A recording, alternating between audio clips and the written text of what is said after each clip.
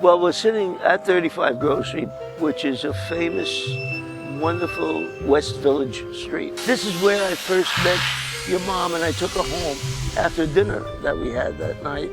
I knew about the West Village, but I'd not been to Grove Street, and we're married 35 years, and this is now that's construction. Sound of the city.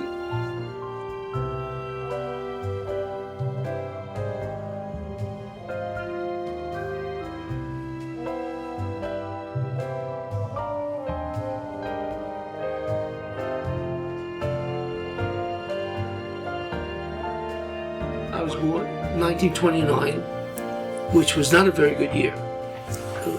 Here I am, about 18 months, 20 months old, sitting on top of an Essex car in Rockaway, Long Island. Shortly after this picture was taken, the house we lived in was taken away. My grandparents moved on to other relatives' houses, and we moved into Brooklyn. My dad would get whatever work he can get.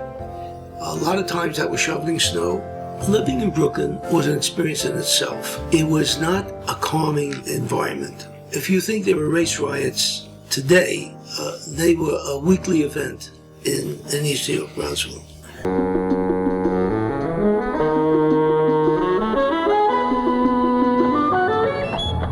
The soft clop-clop of the old is not forgotten, just submerged by the clatter of the new. I was looking for a job, and all I had was my yearbook that I had designed, school paper that I had been the art editor of, called Bob Bellamy, terrific art director. He took a look at my portfolio and said, he says, "You have no professional work here. How can I give you a job? You have no work." I said, "But I know I can do it if you give me a chance."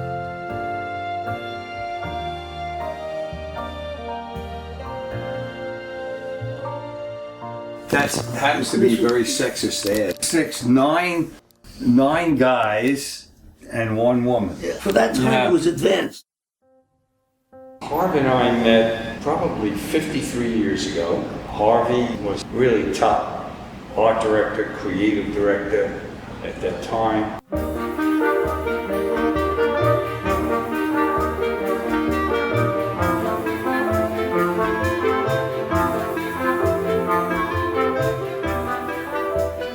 In the advertising world, you don't make many friends, but with Harvey it was different.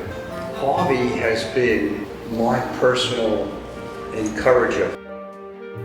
He's been rooting for me. Since we're kind of close in age, we kind of discuss things that we never spoke about before.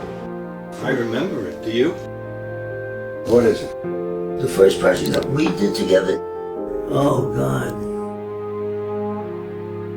I think that has drawn us to another level. We talk about death, but we talk a lot about life. We talk a lot about Harvey's accomplishments, who Harvey is, how I need him.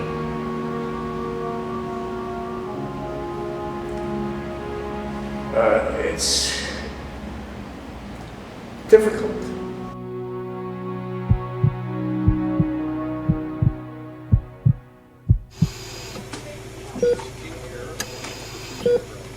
When I was diagnosed with renal failure, it got me right into Beth Israel.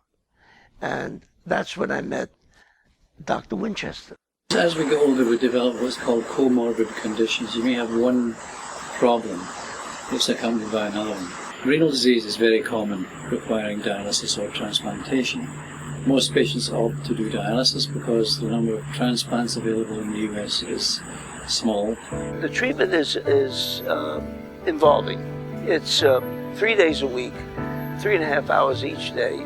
And so what I did was, in as much as I had all that time, I would bring my sketchbook and I would sketch the patients and the doctors and the nurses.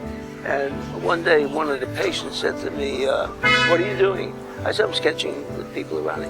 And he said, "Oh, I do that. I sketch and I paint on weekends." I did that, I did it from a postcard, upside down. This is done with tile grout, which is mixed with acrylic paint. I get fed up with it. I looked at what's called PubMed today to see if there's a connection between art and healing. There were 1,600 pages of 20 citations each.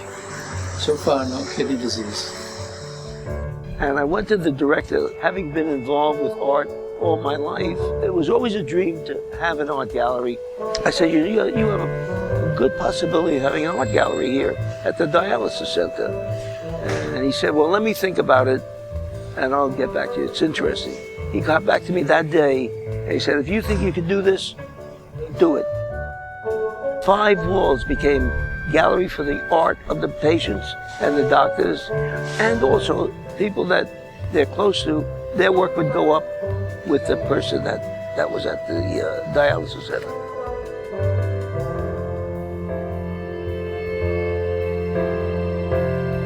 A longtime friend of his just recently passed away, Gino Garlando. Harvey wanted Gino and Gino's work to be recognized by the Art Directors Club.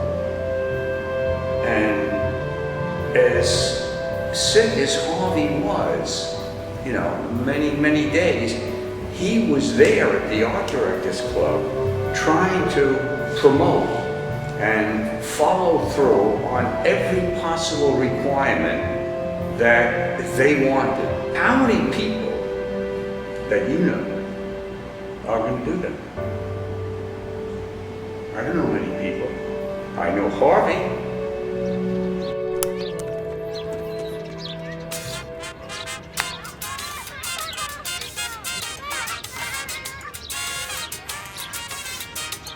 Before Mr. Toba came to dialysis, that dialysis was nothing.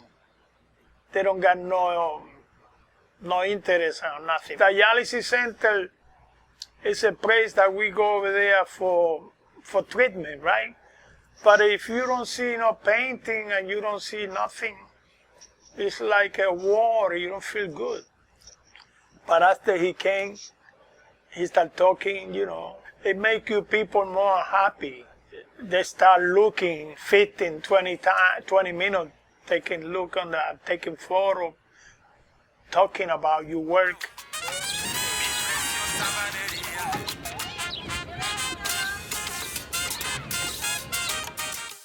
Hello, how are you? Come on in. Come in and enjoy the world of art at the dialysis center right here on Irving Place and 16th Street.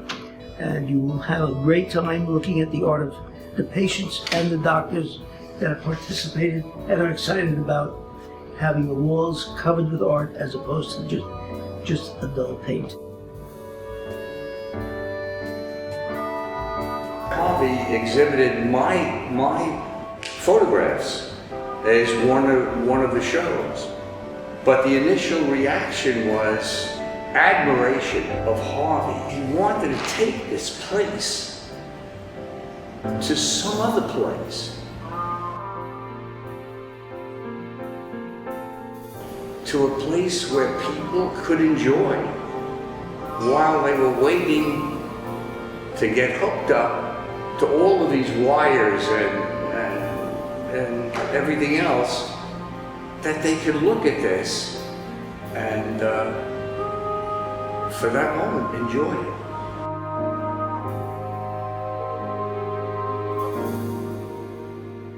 As I sit here and you see the view behind me as the first wall that was put up, publicized in Kidney Magazine, it really worked very beautifully in regard to people that might consider themselves handicapped by being put together on a machine. It rather inspired them to do more.